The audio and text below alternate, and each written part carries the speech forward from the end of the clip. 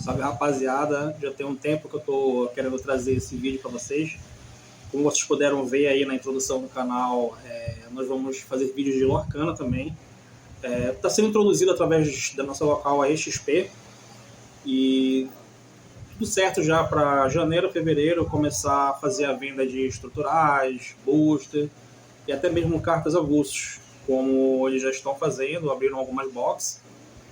E tem muita gente aqui que já está comprando, mas não sabe como jogar, já viu alguns tutoriais, já tem decks, tem uma galerinha aqui que tem uns decks já, inclusive eu tô com 2 decks prontos para jogar. Por enquanto a gente está fazendo só free play, mas a tendência é o jogo estourar aqui na cidade, a procura tá alta e vamos pro tutorial de como jogar Lorcana. Bom, iniciando aí o tutorial, né, de como jogar Lorcana, nós vamos começar falando sobre o deck. O deck ele é composto por 60 cartas, nem mais e nem menos. Pelo menos eu não vi em nenhum lugar dizendo que poderia mais. Nisso ele é parecido com Pokémon, é 60 ali e pronto. Dito isso, vamos para o recurso do jogo. Cada carta ela tem o custo dela para ser invocada, digamos assim. E esse custo da carta ele fica bem aqui, ó. Dentro desse hexágono, nós temos o número 1 aqui, do Feliz. Nós temos o Dock aqui, ele é custo 2. E vocês podem perceber que o símbolo de custo deles é diferente. O Feliz, ele tem ao lado do hexágono, é como se ele tivesse o pote cheio, enquanto o Dock está vazio. O que isso significa? Isso significa que o Feliz ele pode virar recurso no seu tinteiro. Isso aqui é como se fosse uma mão inicial. Cada jogador começa comprando 7 cartas. O primeiro player ele não compra carta, somente o oponente que está indo por segundo. E uma vez por turno você pode gerar recurso no seu tinteiro. Isso aqui é a minha mão, tá? Digamos que ela não está sendo revelada para o meu oponente. Como é que vai funcionar isso? Uma hipótese aqui. Eu vou pegar o Atim da minha mão, vou revelar ele para o meu oponente e nessa área aqui de baixo é como se fosse o meu tinteiro, tá? Aqui embaixo é o tinteiro, em cima aqui ficam os personagens, ficam as localizações. Eu vou revelar ele para o meu oponente, tá? Esse símbolo aqui, esse hexágono com esse símbolo ao lado de tinta, significa que ele pode ir para o tinteiro para gerar recurso. Uma vez por turno posso fazer isso. Coloquei ele aqui embaixo. Isso significa que eu já tenho 1 de recurso. Como é que eu vou usar esse recurso? Eu vou virar essa minha tinta e vou ver quais cartas eu tenho disponíveis para usar. Digamos que eu quero começar já colocando o personagem em jogo. Eu tenho o Feliz. Eu vou colocar ele em jogo. Os personagens, quando eles entram em jogo, digamos que eles estão com a tinta fresca, assim por dizer. Então, se eles tiverem alguma habilidade de virar, nesse turno você não vai poder virar eles. O jogo ele não tem aquela habilidade de ímpeto do Magic. Ele tem uma habilidade parecida, que é a habilidade Rush. Mas eu não posso virar ele para fazer nenhum tipo de ação. Diferente dos itens. Os itens eles podem entrar em jogo e virar. Mas os personagens não. A habilidade Rush ela permite desafios no mesmo turno que ele entra em jogo. Aí digamos que eu passei o turno pro oponente, ele vai fazer as jogadas dele lá, o jogo voltou para mim. A primeira ação que eu faço é a ação de preparação. O que é essa preparação? Eu vou desvirar todas as cartas que eu tenho viradas, no jogo isso se chama exauridos, e vou comprar uma carta. Digamos que eu comprei aqui o Rude. Nessa etapa do jogo, o que é que eu vou fazer? Eu posso gerar mais um recurso no meu tinteiro. Digamos que eu não quero mais o Rude. Vou revelar ele para o meu oponente. Vou colocar ele aqui embaixo. E a partir de agora eu posso jogar ações, personagens ou localizações de custo 2 ou menos. Nessa situação aqui, eu poderia colocar em jogo o dock ou a localização dos 7 anões. Ou, se eu não quisesse fazer nenhum dos dois, eu posso simplesmente virar uma tinta e colocar o escudo em jogo. Os itens, eles permanecem em jogo, a não ser que a habilidade deles peça para você descartar eles, enviar eles para o descarte, que aqui é chamado de banimento. Como é um jogo da Disney, os personagens eles não morrem, eles são banidos, nem nocauteados, eles simplesmente são banidos. Eles vão para a pilha de descarte, que fica embaixo do deck, ou em cima, se você preferir. Então, essa é a parte de recurso do jogo. Agora, bora para a parte dos tipos de cartas. Bom, dando continuidade aí, como eu falei antes, nós vamos para a parte dos tipos de cartas. Só lembrando que o jogo ele tem 6 cores, tá? E cada baralho pode ter no máximo 2 cores. Como vocês puderam ver na parte anterior, a parte que eu falei sobre recurso, o jogo ele gera recurso para qualquer cor. Aquelas cartas que vão para o tinteiro aqui embaixo, elas não geram uma cor específica, de acordo com a cor delas. Elas vão gerar qualquer recurso para qualquer cor. Então, devido a isso, o jogo ele definiu que os baralhos podem ter no máximo 2 cores. Mas o baralho pode ter só uma cor também. Eu, por exemplo, eu tenho o baralho da Branca de Neve e os 7 Cavaleiros, todo de metal. Eu não tenho outras cartas misturadas nele. Mas se eu quisesse, eu poderia colocar uma segunda cor nele. E voltando aqui para a parte dos tipos de carta, nós temos os personagens. Como vocês podem ver, esse é o Atim, o nome dele vem bem aqui. Ele é um cavaleiro dos 7 anões. Aqui em cima nós temos o custo de tinta dele. Eu teria que virar 4 cartas do meu tinteiro para colocar ele em jogo. Aqui embaixo nós temos umas características dele. Dreamborn, aliado, cavaleiro, dos 7 anões. Aqui nós temos algum efeito que os personagens, como é que eu posso dizer, eles trigam quando eles entram em jogo. O Atim, por exemplo, quando ele entra em jogo, você escolhe um personagem que seja cavaleiro, que você controle, ele ganha desafio mais 2 nesse turno. Isso significa que se ele entrar em desafio com outro personagem, ele vai ganhar mais 2 de força. Esse símbolo aqui do lado do número 2 é o símbolo de força. Essa força ela tem uma representação numérica aqui, e ao lado nós temos a força de vontade, que também é representada de forma numérica. É como se ele tivesse 3 de ataque e 4 de defesa. Tá? E aqui no canto direito inferior, nós temos o símbolo de lore do personagem. Isso significa que quando eu mandar ele para uma quest, que é uma das formas de ganhar o jogo, quem juntar 20 lores ganha o jogo, quando eu mandar ele para um desafio, eu ganho 1 de lore. Tá? Cada jogador começa com 0. Então, quando eu mandar ele para uma quest, ele vai me gerar 1 de lores. Só lembrando que não existe uma etapa de combate. O teu turno ele é livre. Eu posso fazer uma ação, eu posso invocar um personagem, eu posso fazer um desafio, eu posso fazer uma quest, e não existe uma ordem específica para isso. O segundo tipo de carta é o item. O escudo, os itens, eles ficam em jogo. Paga o custo dele, ele fica em jogo ali ao lado dos personagens e das localizações. E tem item que tem habilidade virando. Esse aqui ele tem uma habilidade se banindo. Você pode banir ele, ou seja, enviar ele para a pilha de descarte, escolher um personagem e até o meu próximo turno ele vai ganhar mais 1 de resistência.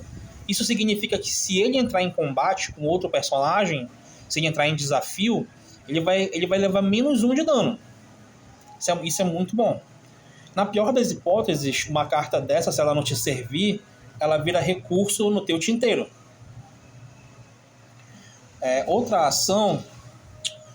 Outro tipo de carta são as ações.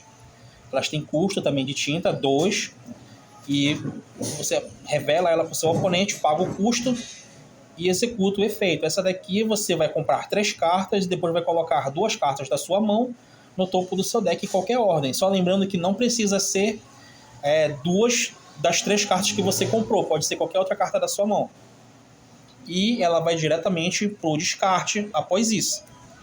Como todo bom TCG da Disney, ou coisas que têm relação com a Disney, né? Nós temos as ações cantadas. Ela tem ali o custo de tinta dela, ou você pode cantar ela. E não, você não vai precisar cantar para o seu oponente. Você vai virar, esse aqui é o símbolo de virar ou de exaurir. Você vai exaurir um personagem que tenha custo 3 ou mais e vai executar a ação da carta sem precisar pagar o custo de tinta dela. Essa daqui, por exemplo, eu vou escolher um personagem e até o próximo turno ele não pode fazer desafios. E eu compro uma carta, que ela vai para o descarte. E a quinta carta, que foi introduzida há pouco tempo, o jogo começou só com essas 4 primeiras que eu já apresentei. A quinta carta são as localizações. Essa daqui, por exemplo, é a Mina dos 7 Anões. Ela tem o custo de tinta dela aqui, como vocês podem ver. Ela tem força de vontade, mas ela não tem força. E ela também tem lore. Toda localização, no início do seu turno, você vai ganhar a quantidade de lores que ela te apresenta aqui. Essa, no caso, ela tem 1, mas tem algumas localizações que tem 2, 3. Isso é automático. Começou o turno, você ganha. E eles têm efeitos também, essas localizações. Essa daqui, por exemplo, durante o meu turno, na primeira vez que um personagem se mover para cá, eu escolho um personagem e causo 1 de dano nele. Se o personagem movido for um cavaleiro, eu causo 2 instantaneamente. Porque as localizações têm força de vontade. Isso significa que elas podem ser desafiadas também, assim como os personagens. A localização, ela já entra em jogo assim, virada. Essa já é a posição natural dela. Ela já entra exaurida, digamos assim, e ela pode ser desafiada. Que eu vou já explicar como é que funciona o desafio. Agora que eu já expliquei os tipos de carta. Bom, dando continuidade, como eu falei, eu vou explicar o funcionamento das localizações, né? Toda localização, ela tem o custo de tinta dela, como eu já falei, né? Aqui, como toda carta tem. Essa daqui, que é a Mina dos 7 Anões, ela pode virar recurso no teu tinteiro. Toda localização, ela também tem força de vontade. Essa daqui, a Mina dos 7 Anões, ela tem 6. Ela tem um valor de lore aqui também. Isso significa que sempre no início do teu turno você vai ganhar 1 de lore. Isso aqui é automático. Chegou no teu turno, tu ganha. Como é que vai funcionar essa localização? Bem aqui no canto esquerdo, nós temos o valor 2. Isso significa que para eu trazer um personagem para essa localização, eu preciso pagar 2 de tinta. E elas têm alguns efeitos. Por exemplo, aqui a Mina, durante o meu turno, a primeira vez que eu mover um personagem para cá, eu causo 1 de dano num personagem à minha escolha. Se o personagem que se moveu para cá for um cavaleiro, automaticamente eu causo 2. Isso pode servir para causar dano nos personagens do oponente também. Se for um personagem ali fraco de força de vontade, automaticamente ele já vai ser descartado. Lembrando que sempre que o dano alcança a força de vontade do personagem ou das localizações, eles vão automaticamente para o descarte. A localização ela funciona como um Planewalker do Magic. Eles podem ser desafiados, por isso que essa é a posição natural das localizações. É como se elas já entrassem em jogo exauridas, isso permite que elas sejam desafiadas. Como é que vai funcionar isso? Está aqui uma situação hipotética. No turno passado, digamos, meu oponente com o Félix desafiou a minha Mina. Só lembrando que os personagens eles só podem desafiar uns aos outros quando eles estiverem... Só pode desafiar se o outro tiver exaurido, tiver virado. Por exemplo, no turno passado, aqui numa hipótese, meu oponente com o Félix desafiou a minha Mina. Ele tem 1 de força, então automaticamente ele vai causar 1 de dano nela. E ele não leva dano, porque as localizações elas não têm força. Elas só têm força de vontade. Então aqui o Félix causou 1. E a Penélope também ele pode desafiar. Ao invés, lembrando que ele poderia fazer uma quest, mandar ela atrás de conhecimento, e ele ganharia 2 de lore. Mas ao invés disso, digamos que ele quer eliminar logo a minha localização. Porque o baralho Ember e Ruby da Corrida Doce, ele é um baralho mais frágil na força de vontade. Então, digamos que com a Penélope, ele também resolveu desafiar a minha mina. Ela tem 3 de ataque. Como vocês podem ver aí. Então, automaticamente já vai para 4 de dano aqui. Esse dano, como eu já falei antes, ele fica nos personagens ou nas localizações. Ele não é removido no final do turno. Nisso é parecido com o Pokémon. O dano fica, permanece, vai de um turno para o outro. Aí ele encerrou o turno dele. No início do meu turno, eu já vou ganhar 1 de lore da minha localização, automaticamente. Vou gerar recurso no tinteiro ou não. E daqui para frente eu vou decidir que ações eu vou fazer. Eu tenho aqui o Atim e o Dengoso. O que é que eu posso fazer? Eu posso gerar desafios entre os personagens do meu oponente e o meu. Lembrando que os personagens dele estão virados. Isso deixa eles predispostos a serem desafiados. Se eles estivessem em pé, o Félix, por exemplo, eu já não poderia desafiar ele. Mas como ele desafiou minha localização no turno passado, ele já fica vulnerável a desafios. Digamos que com o Dengoso eu resolvo desafiar ele. Eu vou virá-lo, declarar o desafio. Lembrando que o Dengoso ele tem 3 de ataque de força e 4 de força de vontade. O Félix ele tem 1 e 3. Como é que vai funcionar? Eles vão trocar dano. O Félix vai causar 1 no meu Dengoso e o Dengoso vai causar 3 nele. Isso automaticamente bane ele, porque ele só tem 3 de força de vontade. Aí, detalhe que não existe, como eu já falei antes, o turno ele é livre.